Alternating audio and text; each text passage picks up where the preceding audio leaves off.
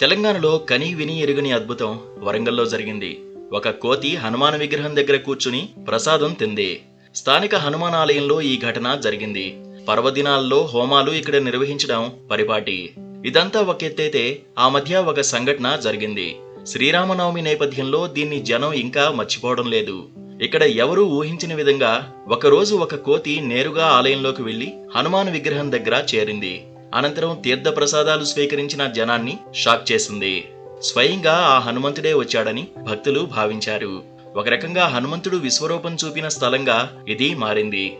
ఆయన దర్శనంతో జన్మ పునీతమైందని భక్తులు పులకించిపోతున్నారు. జనాన్ని హనుమ వానర రూపంలో ఆశీర్వదించిన సందర్భం ఇది. కొండలు కోనలు దాటి తన గుడిలో తానే స్వయంగా ప్రసాదం స్వీకరించిన అద్భుతమిది.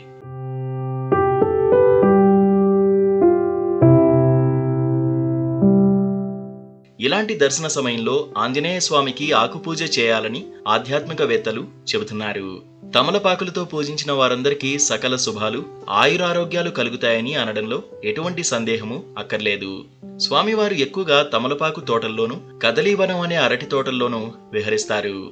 ఆంజనేయ స్వామి రుద్ర సంభూతుడు. తమలపాకులు శాంతినిస్తాయి. అందువలన తమలపాకులతో పూజించడం వలన శాంతి, సుఖము లభిస్తాయని కొందరి భావన. తమలపాకులకు మరో పేరు నాగవల్లి దళాలు. తమలపాకులతో పూజించడం వలన నాగదోష శాంతి జరుగుతుందని అంటారు.